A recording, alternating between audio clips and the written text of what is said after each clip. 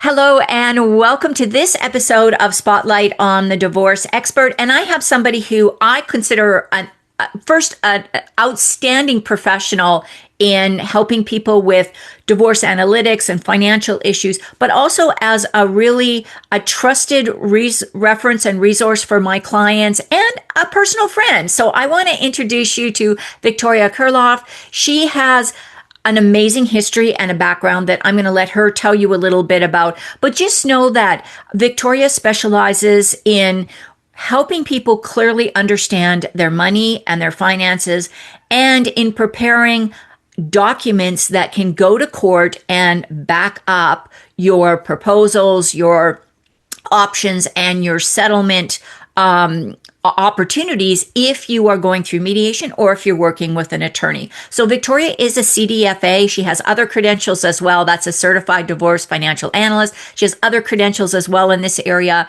But just know that she really has some innovative techniques and tools that she helps people with. And today we're going to be talking about something that's near and dear to both of our hearts. That is, should you go to mediation? Is mediation the right option for everyone? And if you are going, what are some of the things that you should be prepared for, particularly if you are going to be in mediation with a high conflict or toxic individual? So, Victoria, thank you so much for being here. Why, thank you, Marty. That was just a wonderful welcome. Well, I always say it's so nice when we're talking, when we have the opportunity to talk on these, because we have a lot of great conversations off recorded. And we always say, why didn't we record that? Because that would have been fantastic for people. So today we're really going to focus in on this mediation thing. But before we get into that, Victoria, for people that don't know about you, you've been on my podcast, you've been on a couple of events with me that I've hosted. But if people don't know you already, give us kind of a brief summary of your background and how you ended up getting here. Yeah. Um, I don't think most little girls grow up thinking, one day I'm going to be a divorce financial analyst. It's just kind of something that happens to you. And so, to give you a real brief overview, I've always been writing financial reports to kind of get what I wanted. It began when I was a kid with my dad, who's really the giant of which of which his shoulders I am standing upon. But he taught me that if it cannot be expressed in numbers, it cannot be expressed at all. And so this was just a common view in our household. And when I was 8 years old, I had finally worn my daddy down. I had begged him for a horse, and finally he was like, "Okay, kid, if you know how to do a life cycle cost analysis on the animal, we'll talk about it." And so I'm like, "Oh, that's not a no." I have no idea what that means, but I was able to put my emotions aside and really build out a financial proposal that ended up with Buster coming and being a part of our family. So it cemented in my mind at a very early age using math, which can be the least sexiest subject in school, to really move your way through the world and to get what you wanted. And Right. so, fast forward, I fell in love with my college sweetheart, and we had a 10-year relationship that really turned toxic. And I found myself without my big 900-pound Russian gorilla of a bear, a father in the room, and I had to get out of this relationship, and I really did not know how to do it. I was emotionally traumatized by all of the abuse. There was a domestic violence incident in which he tried to take my life, and I knew I had to get out, but the emotions were just so heavy, I couldn't pick it up with a forklift. But what I could do was wrap my mind around the financial uncoupling of us. And so I was able to essentially put my heart and soul into that financial report. And I had a kitchen table uncoupling with Voldemort where we were able, for the first time in a very long time, to actually have a productive conversation. And now God bless him, he definitely had some high conflict tendencies going on. And I have a unique skill set that enabled me to really negotiate and keep things private. Now, not everybody is going to be in that same position, but there are things that I did that, can help anyone in a divorce. And that was really the beginning of my business, Divorce Analytics gosh, like 9 years ago is when I got out. And my goal is to shine that financial clarity because, as you know, Marty, divorce has an emotional, social, financial, and then finally a legal phase that people go through.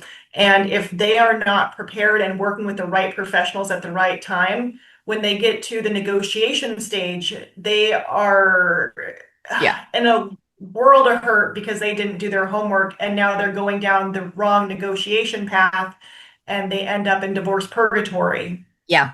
Yes. And that divorce purgatory can be years. I'm working Hmm. with a client right now where there's really no assets. The very young couple, no kids involved, but no assets. And they have been in this quagmire for over 3 years. And it's not, unfortunately, it's a lot of forced errors and some unintentional errors, but it's really both of them. I would consider both of them to be on the high conflict side, and neither one is willing to enter into good faith negotiations. And they've tried mediation and they've tried sitting down with each other, and now they both got attorneys, and the attorneys are subpoenaing documents, and both parties are going, I'm not giving those documents. So they're creating their own nightmare. But again, nobody wants to back down from what they're doing. So even though we talk about, in a lot of high conflict, we talk about one person being the high conflict partner and one person being the target, or the, I don't like the word victim, so I don't use it, but being the target of that manipulation. But sometimes it can be two high conflict people in the room at the same time. It doesn't just have to be one. But let's talk about this whole idea of mediation, because that's what we want to focus in on here. So, Victoria, first of all, what do you want to say about this whole idea of mediation and trying to get a settlement if you are dealing with a high conflict partner? And we're not going to use any diagnosis in here. It could be a bunch of different cluster B personality things, but let's just call them high conflict. Sounds good. So, first off, this is not financial advice, not legal advice, none of that sort. This is strictly for general educational purposes. And if you do need specific advice, reach out to a professional in your state and get the ball rolling that way. Okay, now that we have that out of the way, I constantly see people proceeding forward with mediation when they are dealing with a high conflict partner because they are projecting their empathy and their good qualities onto the other person. Right. Now, there are ways to structure mediation so you can have a successful settlement with a high conflict person. But oh my goodness, this is like trying to thread a needle with a piece of straw.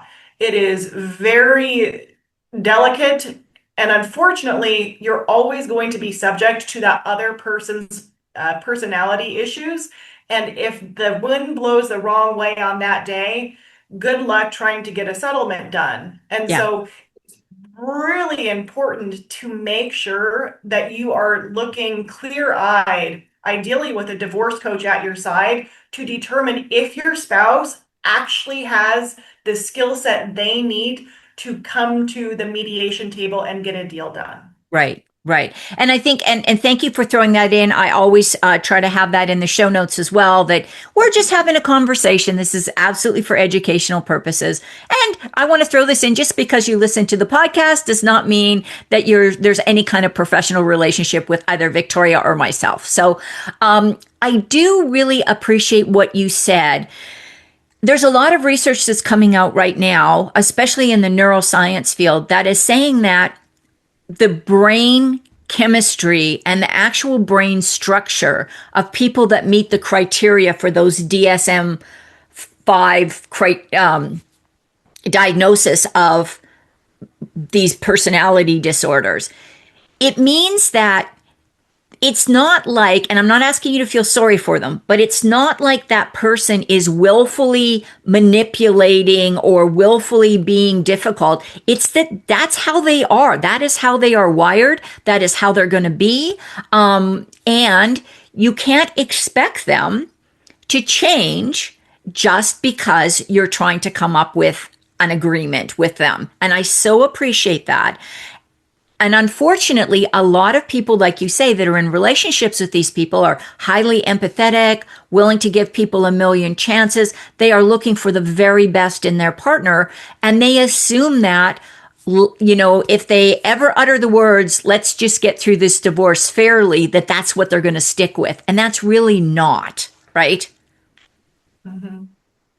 Well, I think it's really important for people to stop being reasonable with an unreasonable person. And Yes. so many times people don't realize that divorce, by the time you are involving professionals, this is 100% a business deal.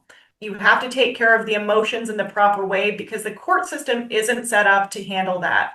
This is strictly about the contracts that you have to negotiate. If you have a co-parenting relationship, it'll be that parenting plan and the financial division of assets and potentially spousal support.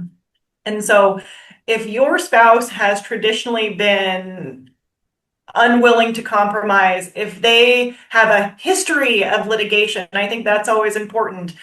If they have a history of having, employment end abruptly, maybe they are forced to resign. All of these are signs and symptoms that they do not take outside input, even when it benefits them. Yes. And I think that is so important for people to realize. You have to look at your spouse's history.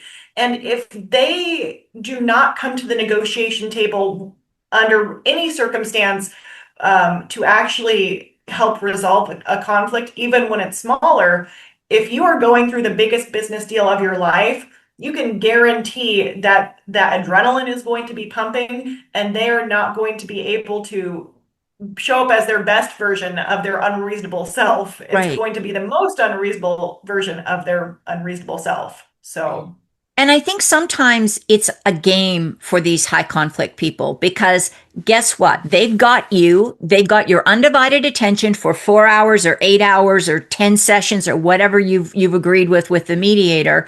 And they are playing a game. Now the cool thing is if you know them, they most of these people only have a handful of strategies they use. So if you know what those strategies are, you can be prepared for it, but don't assume, despite what the mediator says, that the playing field is going to be leveled at those mediations. And I think that's something that the mediation culture, the group of professionals has to address, that, it's not necessarily going to be a level playing field. And the narcissist, whether you're in joint session or you're in caucuses, the narcissist is going to be playing the mediator. That's because that's what they do to everybody. So it's not just their ex that they're going to be playing in the room. They're going to be actively playing the mediator.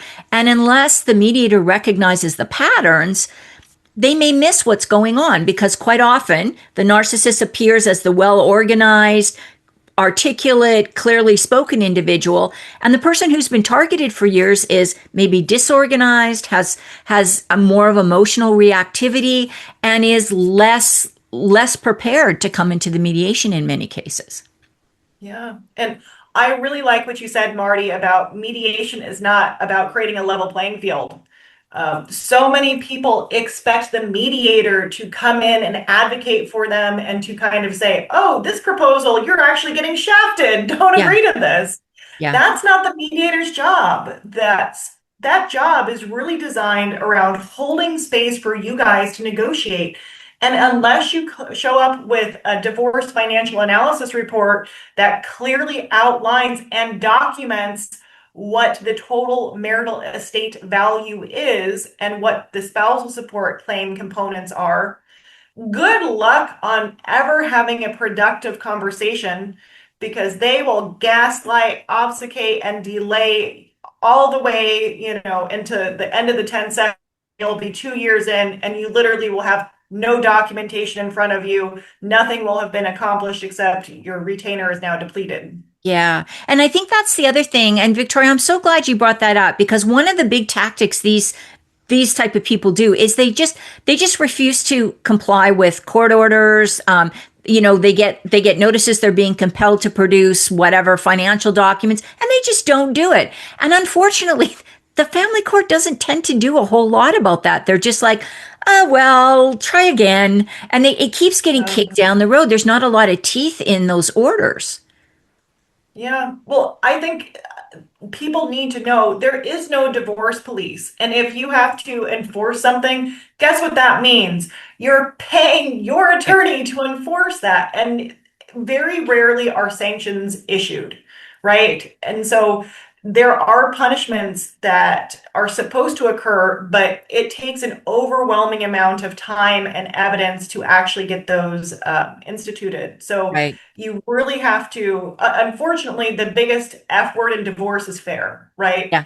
It's not going to be fair. It's going to come down to that normally the aggrieved spouse taking on the burden of preparing the proposal only for the high conflict person to knock it down. And you're going to have to continue to negotiate from with an end in mind, so you can actually be leading this person through the process. And it's so important to build some wins into proposals, because that high conflict person, it's not about using divorce as a transformative event. It's 100%, or at least like 95%, about punishing that person for having the audacity to tell that other person no, for Yeah. leaving the relationship or whatever it was. They Yeah. are going to punish them. And I always tell my clients, be prepared that their whole way of approaching is going to be scorched earth. In other words, they don't care if they blow through every dime that they've got and you've got and all your kids' college funds and everything else. They would rather see that than have you walk out of the divorce and get something that they don't think that you're entitled to. And so I have seen so many cases where, it should, and in mediation, where it should have been an easy settlement. Both parties were getting a win-win, but because one side didn't agree with so and so getting the toaster, or usually something silly like that, the whole thing gets blown up. Yeah. Yeah. So, and the other thing I think that it's worthwhile repeating, Victoria, is that even if you get a settlement in mediation, and even if it's enforced by the court, that doesn't mean the legal wrangling is over if you're with a high conflict person. I mean, I pray and I hope for everybody that that is the case. But unfortunately, these are the people that tend to refuse to make payments. Yep, they're ordered, but they don't make payments, or they don't follow through on whatever they're supposed to do to allow you to, refinance the home. They play games on and on and on after. Hmm. Well, and this is really where it's so important to have specific provisions in your settlement agreement that states, if something has to be readjudicated, the loser pays the attorney fees. And so you can set that up, but it's still going to be a challenging process with these people. And that's really where the more you can angle for a clean break and determining, instead of doing a monthly amount of spousal support, do a lump sum, right? There's going to be less contact in the end, but also you're not going to have to worry about this person paying. And if you have to go back to court and what that's going to look like, it's not necessarily about the money, but the emotional upheaval that you have to go through every time that they fail to pay, and then your bills are due and you're in this position of, oh gosh, like this really sucks. How am I going to make this work? And this is where I think somebody with Victoria's expertise is really important, because not, a lot of financial analysts don't have experience in dealing with these kind of personalities. So they will recommend take the long-term payout because it makes it easier to assume, or makes it easier to get a mortgage, because you're going to have longer term income that you're going to be able to prove. And, there's tax advantages sometimes to the long-term payout as opposed to the lump sum. But is your emotional health and well-being, and knowing you are going to be tied to this person, if you've got kids, maybe for the next 18 years, if you've got little ones, what's the payoff? Because I think you really have to decide, is that few $100,000 or even $10,000 or more over 18 years, is that really worth all of the emotional stress and constant targeting that you're going to have to deal with. So let's swing a little bit on how do you, first of all, what would you say about how to choose a mediator if you are going through these kind of high conflict marriage dissolutions? Let's say you're working with a CDFA, certified divorce financial analyst, who has prepared an outstanding report, and you got to make sure you know what those reports should look like. So let's come back and talk about that too, because I know that's your wheelhouse. But how do you choose a mediator that would be a good fit if you know this is the dynamic of the mediation? You need to keep in mind that mediation can be very powerful, but you need to be working with professionals that are trained in high conflict personality disorders and also have a very real sense that your mediator is not going to be able to provide to you the same level of attention as they're going to have to spend on that high conflict spouse. And so, what normally ends up happening is that somebody will pick an excellent mediator, and what ends up happening is that high conflict person sucks all of the oxygen out of the room. They are preventing the conversation from moving forward, and the mediator has to spend more time on that person. And so that's really important for you to actually have the full team. And so you need an analyst like myself. You need a consulting attorney. You absolutely need a divorce coach that's going to help you make sense of this. Because let's also keep in mind, you are coming out of a relationship. When I was leaving Voldemort, I had Stockholm syndrome. I was 100% trauma bonded to this man. Yeah. And it's so complicated because to this day, I still have really weird feelings of love and hate kind of all wrapped up in one. And you have to break through that mindset, those in-depth feelings of joy that you had because your relationship wasn't 100% bad, right? If it was, you wouldn't have stayed. There's always an element of like, 80-20. Those 20% times are phenomenal and you cling to that. And so you really have to update your brain's way of operating to have a successful mediation where the high conflict person isn't going to come in, push all the buttons they installed, and you are laying on a puddle on the floor, really, giving away the barn and then asking, do you want a horse too? Yeah. So Yeah. I think that, and I think that's important. So don't assume that divorce coaches or CDFAs have any trauma informed background. So you want to make sure that there is a clear understanding. Not that other people can't be compassionate, and not that other people can't provide information, but they may not understand the dynamics, especially like you say, of that trauma bonding.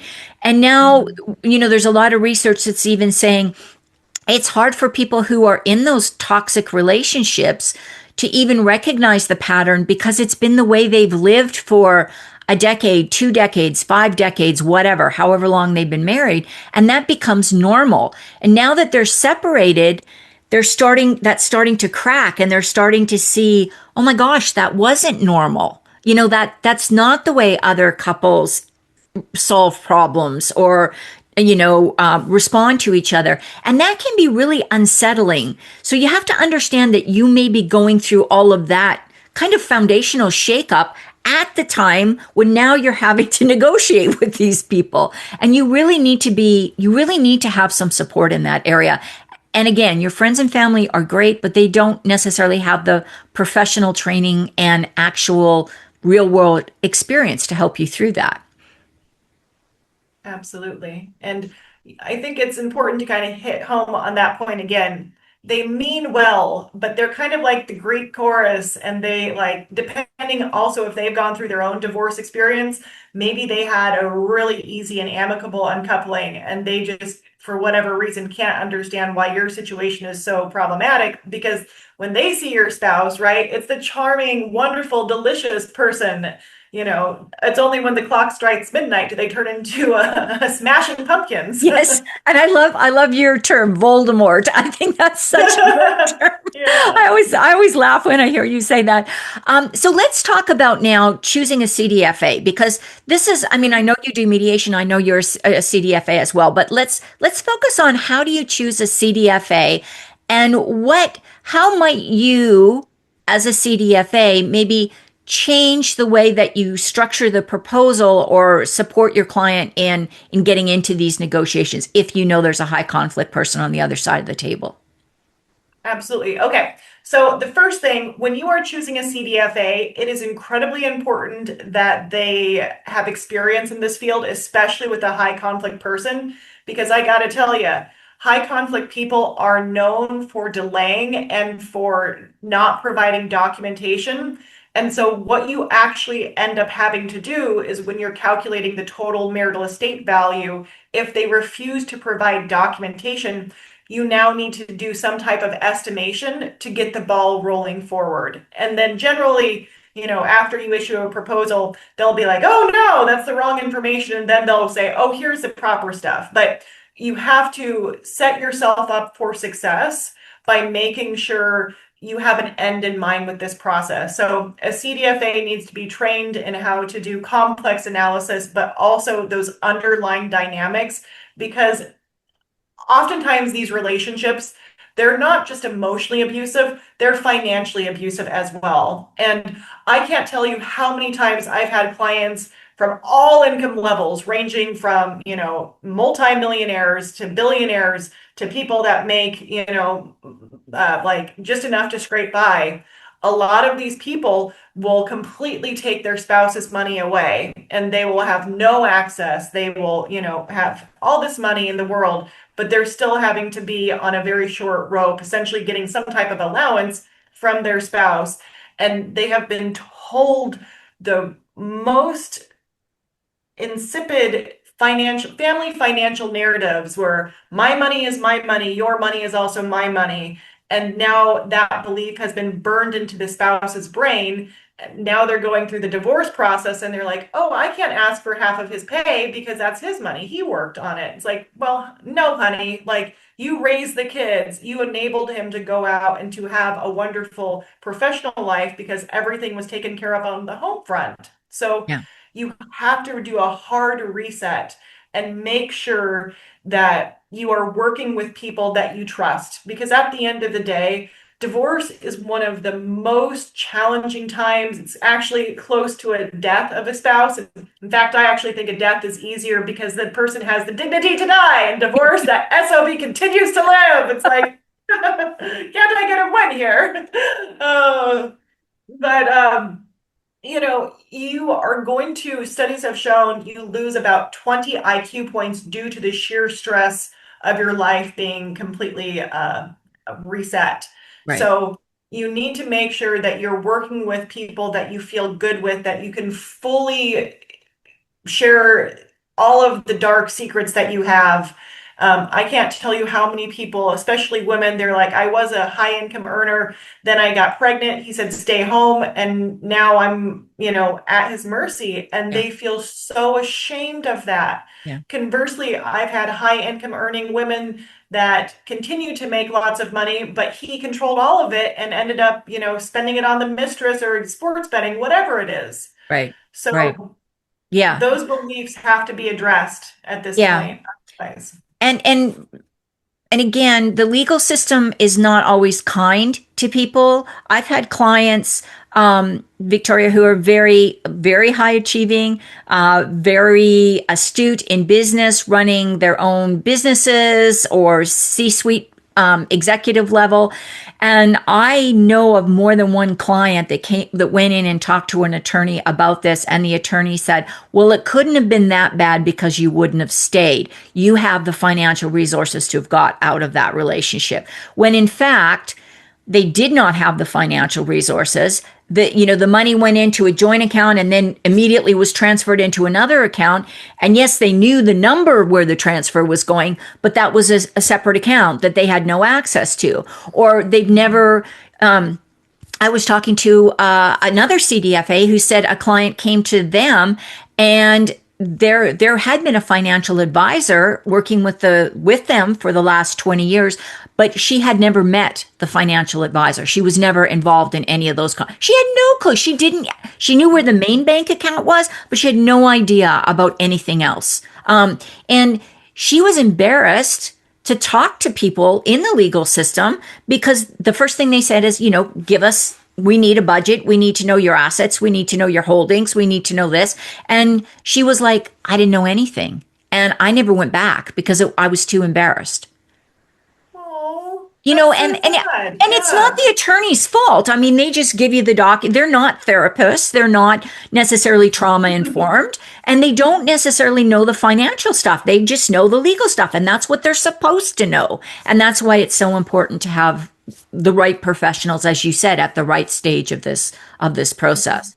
So, Victoria, we could go on and on. I know we could, because this is a Always the passion. hard part. This is a passion area for both of us, is to really help people. And yes, we've been talking more like the women are the targets and the men are the the high conflict personality. But I want to stress again, both genders can be high conflict, both genders can be targeted, and like I said at the beginning, you can have two high conflict people in a relationship. It's not mutually exclusive, or it's not more one gender or the other. And as a matter of fact, the research is showing men tend to be more the grandiose, upfront, in your face type of narcissists, if they are one or have those personality disorders, and women tend to be more covert, where it's not in public. And of course, it doesn't matter, both genders can do everything. So anyhow, with that being said, Victoria, you have a gift to give everybody. And before we get off the call, I'd like for you to just tell everybody a little bit about that. Yeah. So I am a big believer of beginning with an end in mind in divorce. Really, you have to have a very clear goal when you're under normal circumstances and your spouse is just a jerk. But if you are going through a high conflict divorce, there is going to be hundreds of thousands of complex decisions, but also really tiny ones, like who gets, the dresser in the guest bedroom, ranging to, dividing major assets. And if you do not have a clear goal as to what you want and how you want your post-divorce life to look, it's going to be very easy to get that decision fatigue and to just throw in the towel when you should be fighting for yourself. So I have a divorce goals workbook that is going to help you set goals for the emotional, social, financial, and legal phase. It is just a great journaling exercise, and I always encourage people to do it as soon as they know they're going through this, because you need to have that clear path. Otherwise, it's just there's too much to think about. So. Absolutely. And thank you for that. That's a fantastic gift. I also work with my clients on that as well. And it's funny how people are like, I don't want to do this. I just want to get through the divorce. And I always say you can't make good decisions in your divorce if you don't know where you want to be on the other side, because a lot of things, like if you're not interested in having the home, let's just give it to them. Let's just give it to them. Yeah. Don't spend time and energy and money fighting over it. So, absolutely. We should actually do another one of these, Victoria, and talk about how you can leverage in a mediation when you're dealing with a narcissist. Yeah. Yeah, let's not just say narcissist. I keep slipping. High conflict personality. Yeah, let's talk about because that. I really would like to talk about how you structure that proposal. We didn't get into it, but you essentially need to at least have three different levels of how you're going to negotiate and build a proposal with this person. Because the first one's going to get blown out, and that's kind of, you've set up the rest of your proposals based off of knowing how they behave. So I love that idea. So come back, listeners, and we'll have more goodies for you. Let's do another one, because really it's too hard to distill all of this into, we couldn't cover a whole bunch of topics in 30 minutes, but I think we got a good start on this, and I really like that idea. So yes, let's schedule another one. Thank you so much. Oh, Victoria, if people want to find out more about you, your website. Yes, my website is divorceanalytics.com, and I offer free 30-minute consultations. They're never 30 minutes, though.